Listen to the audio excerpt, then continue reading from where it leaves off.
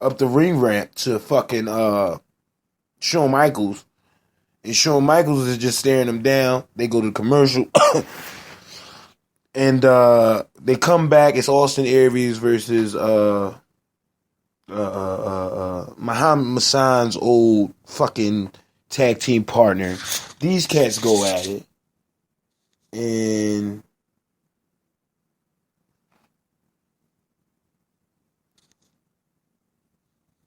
these cats go at it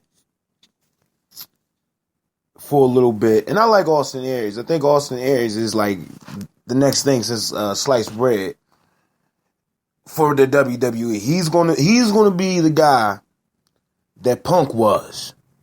If not, because he has that fucking capability. If you look back, TNA, ROH, Austin Aries was that guy. He was the next guy after Punk.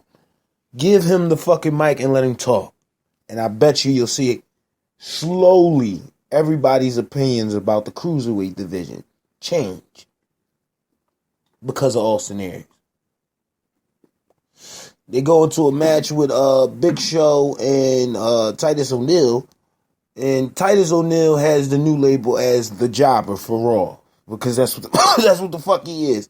He comes out there, he loses a match, he's jobbing. He hasn't won a match since he left fucking Primetime Players.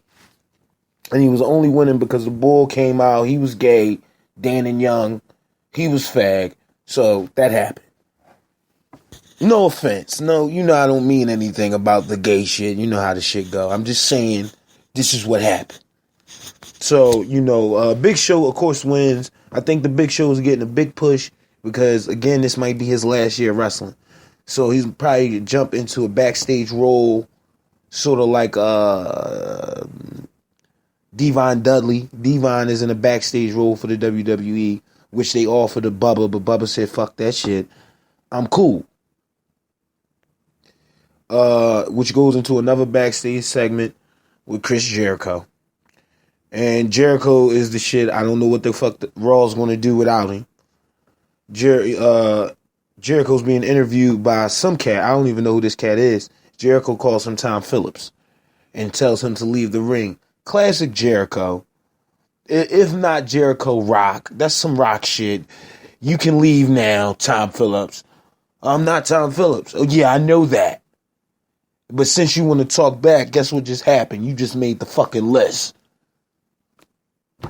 So, again, what the fuck are WWE going to do without Jericho? Jericho's funny as hell. He also tells fake Tom Phillips that he's going to show the whole world who the real Kevin Owens is. And if you ain't down with that, then that's cool. But, again, I'm going to show you better than I can tell you. That goes into Bayley versus fucking Nia Jax. Nia Jax should be the women's champion. She is not, she's not a model. She's not out there fucking posing for fucking cover Playboy and cover girl. And she can fucking talk. She can articulate words. That's what the WWE needs. But again, this is what happens. This is what happens. Okay, so anyway. Bayley, of course, gets the shit beat out of her by Nia Jax. Tossed all around the ring. Nia Jax looks dominant. As she should. And they move out of that. They pan to the next segment in the ring, which was, again, now Mick Foley has a decision to make. Mick Foley says, no, I'm not going to do that. I'm not going to fire nobody. And if there's anybody that needs to be fired, it should be Stephanie McMahon. Stephanie McMahon said, Mick, don't do this. I'm going to give you another shot. Make it happen. Go ahead and fire who you need to fire. No, I'm not doing this, Steph, says Mick Foley. And, I'm not doing it because of Triple H. Triple H hears that shit, comes immediately down to the ring. He says, if you want to say something, say it to my face. Mick said, I thought you didn't fucking exist. Thought you only exist in the shadows. And this is classic Mick Foley, Triple H. You gotta remember, the fucking man put his career on the line against Triple H, which was one of the best segments after fucking the Attitude Era. or towards the tail end of the Attitude Era. WrestleMania 2000. That whole year was Mick Foley and Triple H going at it for the heavyweight title. If not them two, of course they tossed the Rock up in there in a Big Show every once in a blue, but it was mainly them two fighting it out. So again, that's just a little history. I expect shit like that from Triple H and Mick Foley. They have a nice little back and forth. I'm not going to give you the whole rundown. Watch this shit. It's funny. Nice little back and forth between the two. And fucking, you know what? Triple H just decides, he tells Mick to get out the ring. Mick is on his way, as classic Mick Foley, all broken and defeated, wobble your ass up the ring, get out of here. And then, you know, Triple H was like, fuck, I'm just going to beat this guy's ass. Mick pulls out the sock, hit him with Mr. Socko, classic Mick Foley. Fucking Stephanie McMahon goes for the Lobo. I felt like I was in fucking 99. That's exactly the feeling you get when you see that promo. Old school. Then, you know, to defend Mick Foley, who comes out, fucking Seth Rollins. Make note that the fucking leg that fucking Triple H attacked was not the injured leg. You would have to think that the WWE wouldn't be that stupid to re-injure one of their main players. You would think that. I would hope so. Because after that could have been a re-injuring of the leg. I think he tweaked it all together, talking about he needs surgery and shit. But it is what it is. It builds towards WrestleMania.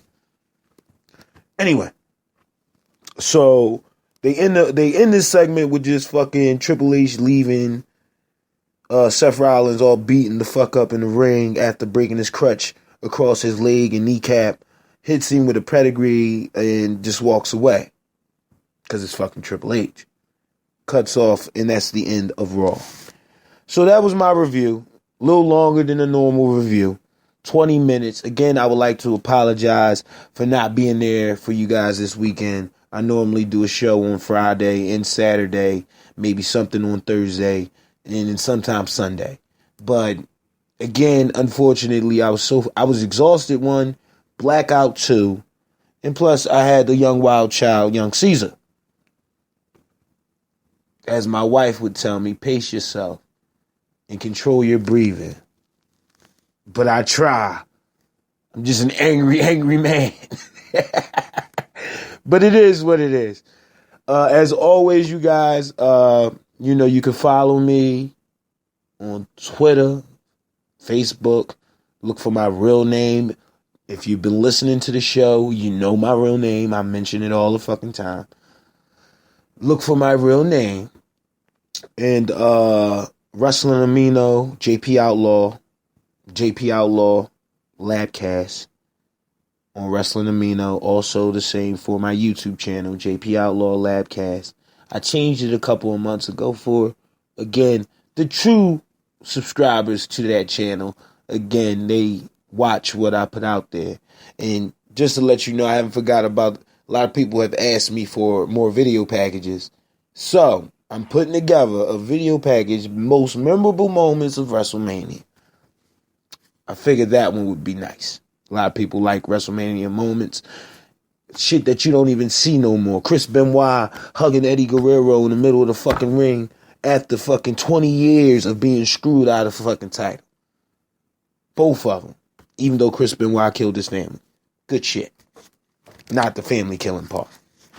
But them two, you know what I mean? That was a fucking moment. And the fact that Chris Benoit did that is fucked up. Because now WWE won't even acknowledge Chris Benoit. It's fucked up. Anyway. That's the show. You guys be safe. I'm going to try to stay warm in this fucking blizzard. And, you know, peace, as always.